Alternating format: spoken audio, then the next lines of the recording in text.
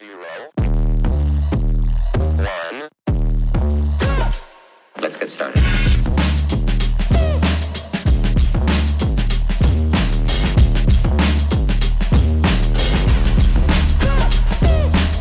What's up, family? Welcome to the Reclamation Code.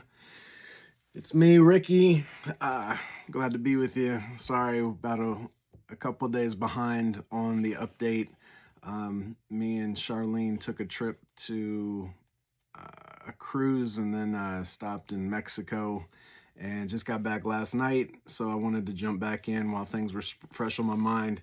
I had some ideas. So this episode we're going to kick off is going to be the first part of a 4-part series that I'm trying to work on right now. The title of it is, the series is going to be called Reset and Rise, Mindsets to Own Your Week. So it's going to be, each week we're going to try and come up with something. This week we're looking at the mindset that's costing you everything. So we'll go ahead and jump on in, stick around to the end. We'll have some a science-backed technique to help you out, to make things go a little bit smoother when it starts back up. So we'll go ahead and just jump on in. If you're like me, I dread Mondays. It's just not even my thing. Coming back from vacation, I was dreading Friday today when I'm recording because getting back to the real world is just difficult. If you're dreading those Mondays, it's not just because it's another week, it's just another, chance to kind of break a cycle of sorts. If you're feeling stuck, heavy, lost, it's not your fault. It's completely normal. But the one thing that we do have that is our responsibility is to change it, to change our mindset when we are going in. But let's talk about the mindset that can be costing us what we have and what we can do to change it. I think most people wake up and it's more of like a survival mode. That's what we're into. You wake up tired, you reach for your phone, you go through the motions. You're not living. It's more or less just maintaining. It's subtle. It doesn't scream at you when you're going through it. But it can start to steal your life in small pieces. I know it does mine. I wake up and check the gram, see what's going on with Facebook, scroll through Snapchat, try to get caught up on everything.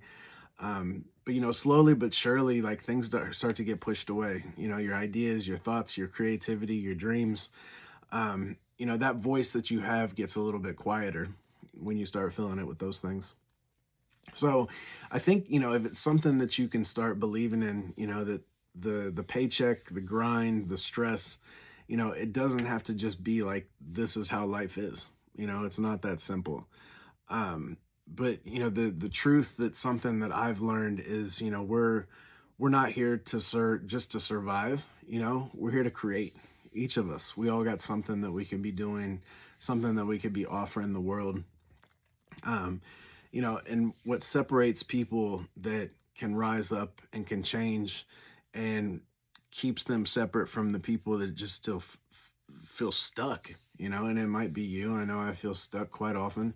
It's not talent. It's not luck. It's not vision, it's something more than that. And I think, I say not vision, but it's almost to a point of, it's got to be visionary.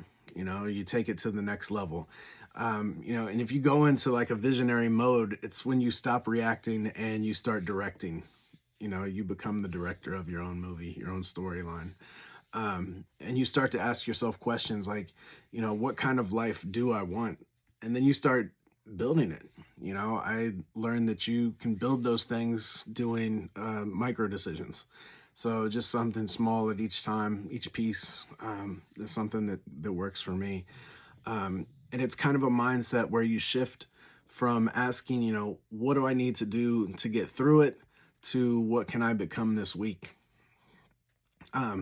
So I think the one thing that I have learned as far as a psychological technique, and it's called future self projection. This is rooted in cognitive behavioral therapy, neuroplasticity, and visualization science. So it's something that's pretty legit.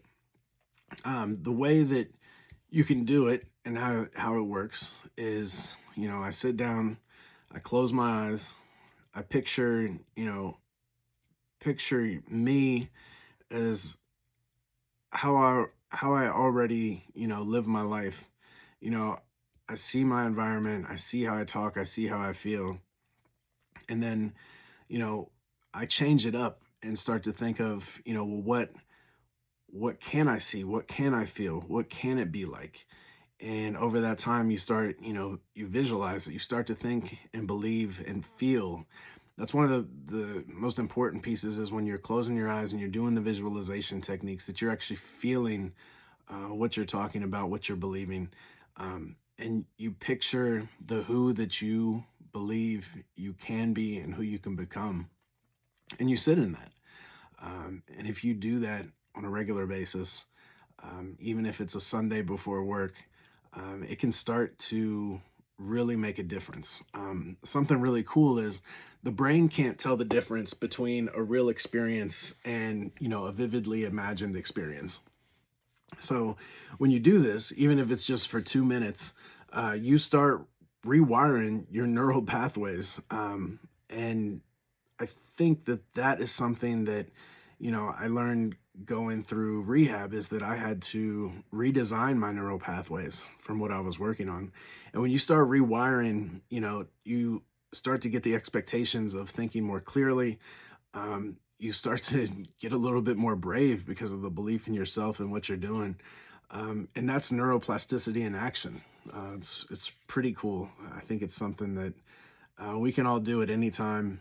And I don't know. That's just something that I think is real cool that can work for people. So with that, we'll go ahead and reset our focus. I think I'm going to drop this on Sunday, even though I want to let it go today. It's Friday, but I need to hold it off so it makes sense if I do it on a Sunday talking about Mondays. But yeah, so this is just the beginning of the 4-part series. I hope that, this Sunday you get to help sit back, reset your focus, and we get to, just rise together. So, like I said before, love strong, do hard things, embrace your gifts. If you need anything, please let me know. Hit that like button, subscribe, tell a friend, share this. I would love to hear from you, and if there's something that you do, a technique that you use to reset, rewire, reframe, put it down in the comments. Let us all hear about it. Let us all understand it, because that's what we're doing here. So I love you guys.